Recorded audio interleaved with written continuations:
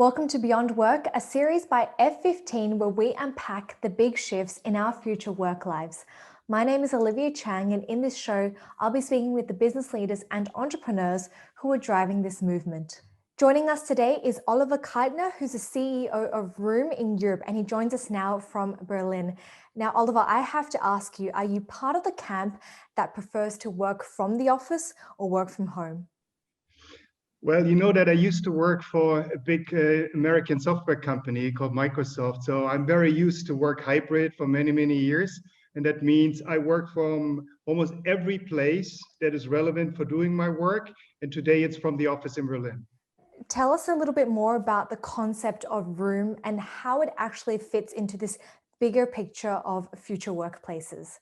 Basically, Room was supposed to come up with room-in-room solutions. That means imagine you have a kind of a floor plan, 10 square meters or 1,000 square meters, doesn't matter. We are going to put in the different types of rooms that you need to have. And you can basically say there are kind of three different type of major clusters. Number one cluster is for individuals that are going to have sessions for 15 up to 45 minutes. For this, obviously, a phone booth, it's exactly the right kind of space you need to be in.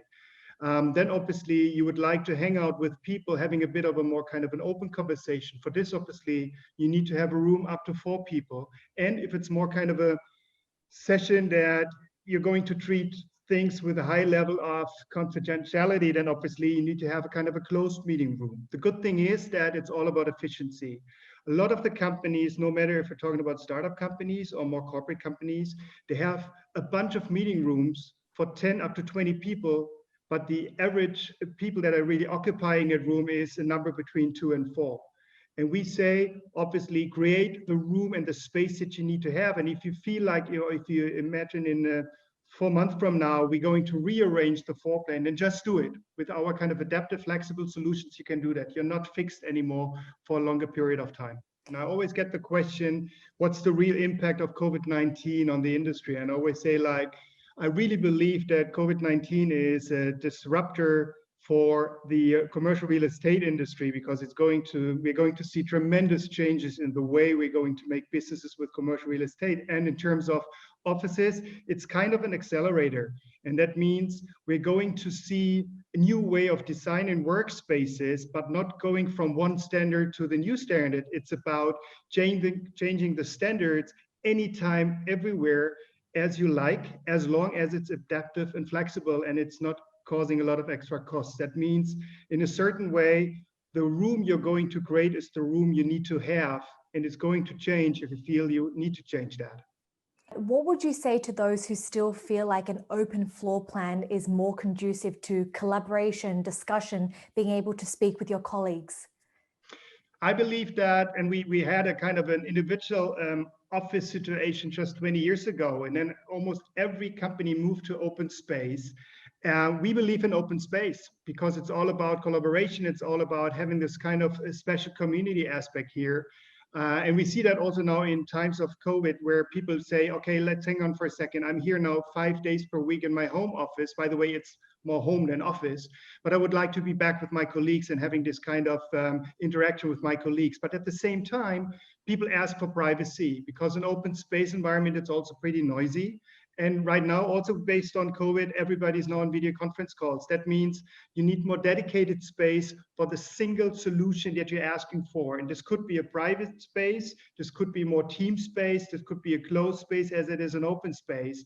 So this is where the design of the workspace becomes really important right now. Having said that, usually facility management people don't like that, because they say, like, no, everything needs to be fixed. The wall needs to be fixed as the ceiling needs to be fixed. And we say, no, as long as you keep that flexible and adaptive, you can change the environment, and the purpose of the people working obviously might be the same, but the way they're doing their jobs and the way they're working might change. And for this, you should have a adaptive, flexible solution, so that you can't be wrong as long as you keep that flexible. I noticed on the website that Room works with major companies like Google, NASA, Uber, just to name a few. What do these major firms come to Room for? What problems are they trying to fix? There's a bit of a journey for us here, quite frankly, because basically we started with the companies you named, our businesses over in the United States just 2 years ago.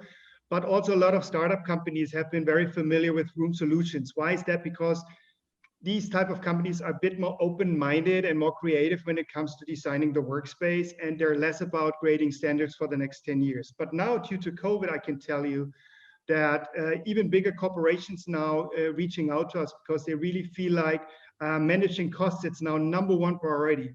It's number one priority for the bigger companies. And that means like whatever the kind of current work design is, it might change over a period of a few months. And with this, obviously, they would like to have something that they can rearrange and change again. And this is where they really got noticed that we as Room, we can offer these type of very flexible, adaptive room and room solutions. And obviously we're adding one more component. You know that I have that kind of software company background. I'm a strong believer of IoT, anything that is about using data points to create more efficiency in rooms makes absolutely sense. The entire commercial real estate industry is not really in IoT yet.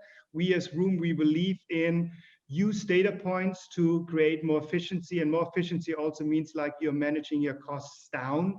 And again, having a safe place for your employees, it's absolutely important, but also having places where you're not creating extra costs in times when bigger companies and smaller companies are all suffering on the revenue line is also something that we can absolutely ensure. You've mentioned the issue of commercial real estate and how that might be changing in the future. A lot of these major companies, they have already said to people, you can work from home potentially indefinitely, and there might be a downsizing of those headquarters. What does it mean for a company like yours that actually relies on having those physical offices?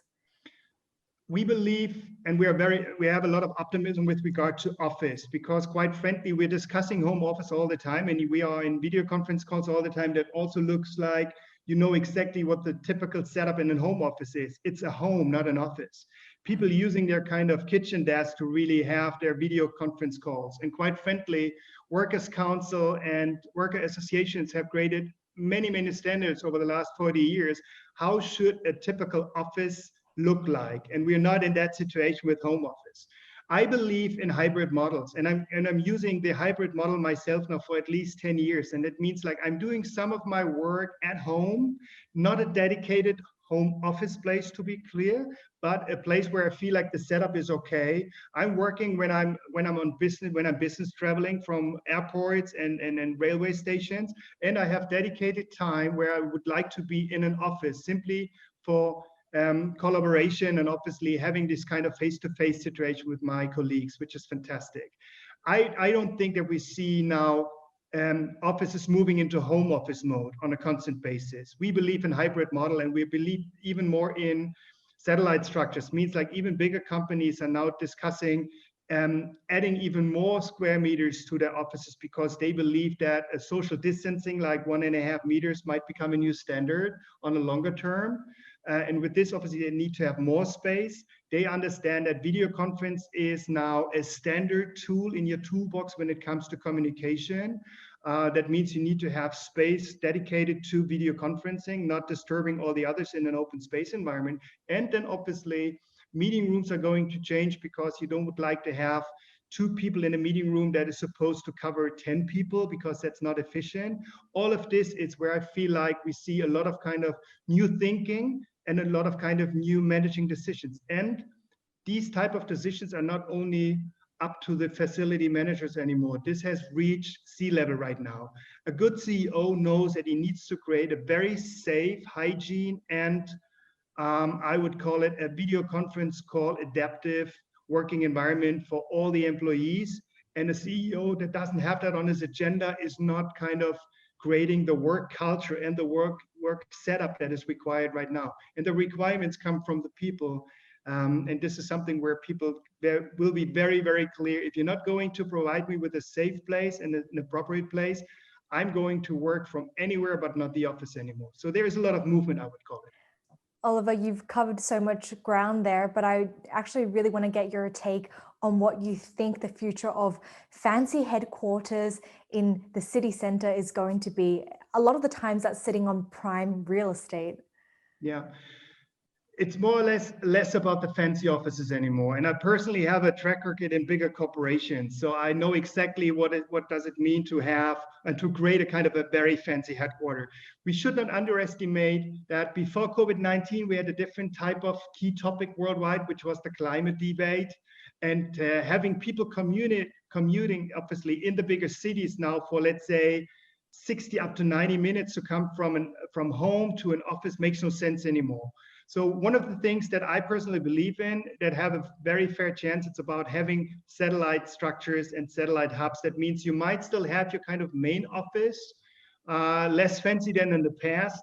You might have in a city like, for instance, San Francisco, different type of hubs across the city so that people can really reach the different hubs with, for instance, only 15 minutes by walking or 15 minutes by using public transportation system, but obviously not sitting in their car anymore for 60 up to 90 minutes being stuck in traffic.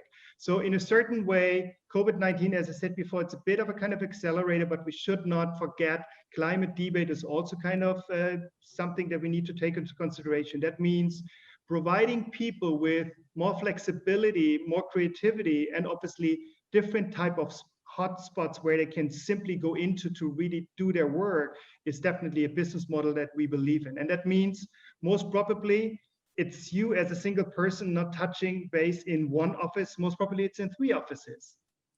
And so if we had to boil it down, the future office for you is less fancy, more social distancing, and more video tools ready for employees who go in combination with the right kind of setup where people want and need to get together. Like, for instance, we know that if you simply have pure business update sessions, you can easily do that by a video conference call, and you can really try to avoid having any kind of business traveling anymore.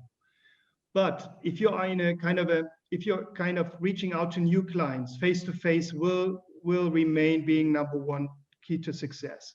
Anything that is about creative work, people would like to be together. And obviously, ensuring that we have enough space that is safe, hygiene, but it's also bringing people together from a pure social component is also something that is absolutely on the requirement list. So it's not that one single solution. I always say to CEOs, look into your current standard, ask your people, and make them becoming part of the new solution, how to create your workspace. And as long as you keep that flexible, you can change the workspace in the same environment. You don't have to change the environment most probably, but you have to change the setup most probably over the next month and figure that out. And at the end of the day, if you look at your bottom line, you should not create more costs because CEOs are now really heavy under cost pressure, as you can imagine. Oliver, just to finish up, how are you trying to create your own ideal workplace? And are you one of those people that also has 3 offices? And by the way, I'm almost, I was in a mode where I had business flights almost every day in my life. I'm very pleased to see that I could now skip at least 80% of my business flights. And also this is kind of something that is really kind of helping me to be more efficient with my time, more efficient with my energy. And quite frankly, when I get together with people post-COVID, it's hopefully because we're creating something new. And if we're going into a pure business, numeric, fact-driven information meeting, we can do that on a video conference call. And most probably for this, I'm using a satellite hub, not only my office that is at home, because I don't have an office at home, quite frankly. Perfect. Thank you so much for joining us and sharing all those insights. Thank you. Thank you for having me. Take good care. Bye-bye.